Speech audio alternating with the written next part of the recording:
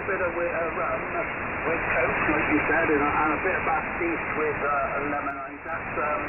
That's the aniseed flavour one. I like that.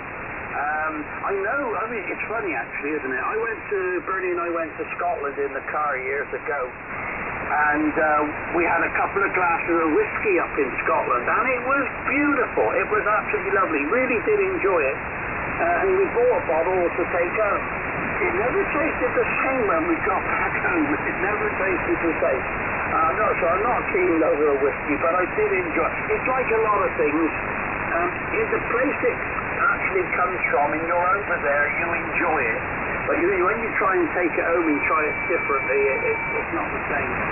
Like going to Ireland, and a friend of mine said he was going to Ireland. I said, well, you're going to have to have a drop of Guinness if you're going to go to Ireland. He said, I don't like Guinness. So I said, look, whether you like it or not, if you're going to Ireland, you won't sit in a pub without enjoying a glass of Guinness. Anyway, I seen him when he comes a couple of days after he got back. I said, well, did you do it? Did you have a couple of pints of Guinness and tried it? Oh, he said, Mike, I'd never believe it. Totally different. He said, it was absolutely lovely. Spent the entire week in the bar drinking nothing but it, he said in the end. So there you go. It's one of these things. It's nice in the place where it is, but you take it out of there and it's not the same, over? Yeah, okay, Mike. Yeah, well, I found that myself. When me and the wife went to Northern Ireland, the Guinness tastes a lot better over there than it does here. Why, I do not know.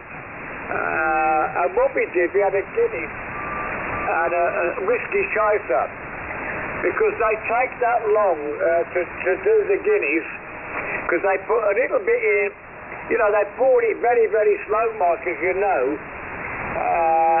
and in between the locals have a whiskey chaser, so I thought I'd try that, Mike.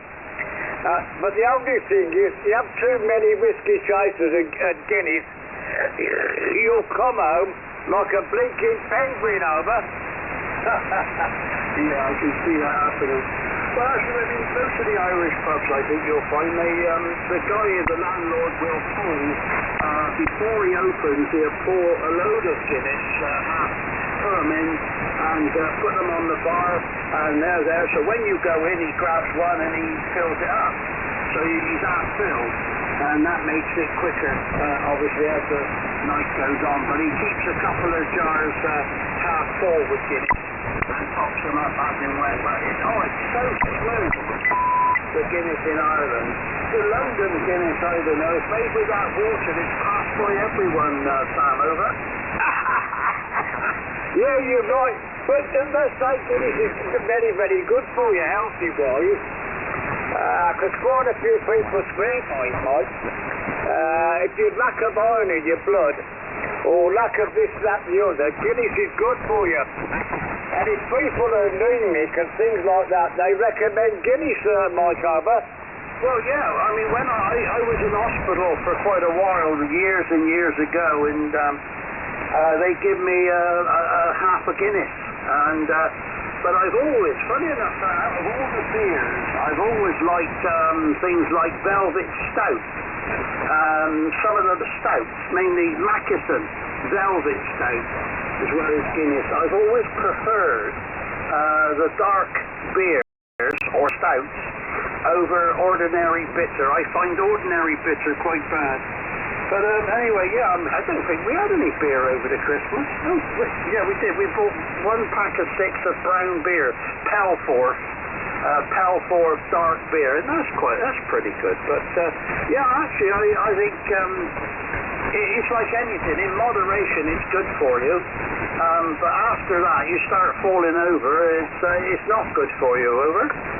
Yeah, I don't know what beer we drunk in France, but the local electrician, when he came to the farmhouse, he was doing it to wind up, and he poured a couple of bottles down, but it was in a plastic bottle, Mike, and it tasted beautiful. And what we should have done was save the label. I don't think you could get it here, but it was beautiful beer, and what surprised me is in a blinking plastic bottle and not an ordinary proper glass bottle. So that amazed me, it did, honestly. But I found the local cafes, they're very, very good indeed, and very, very pleasant, like over. Yeah, I don't know about your beer in plastic bottles, but I know obviously we buy the, you can have the wine over here in plastic containers. A 5-litre plastic container of a red wine is still quite a reasonable price.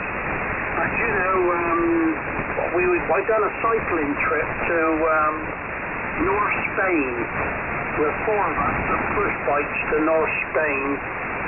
Cycled right the way from Santander and along the northern coast. And we popped into a little shop, a supermarket, like a little supermarket. And we were looking at the wines, and this little old lady, she pointed down to some wine bottles at the bottom of this counter. Underneath there was about a dozen there, and she pointed down, that's the one. So anyway, we bought a couple of them. I tell you what, it's the best wine I've ever had. And I bet you it went no more than about 50 cents a bottle. It must have been brewed locally, and the local wine, but you know, you get that sometimes, don't you? It's very good indeed.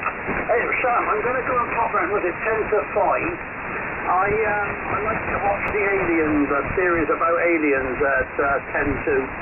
It's 5 o'clock, which is in fact 4 o'clock your time, isn't it? We're an hour in front of you. They're on Blaze. There's a load of different, all about aliens and stuff like that, which I like to watch anyway. It's about the only interesting thing I find nowadays on the telly. But I also want to quickly pop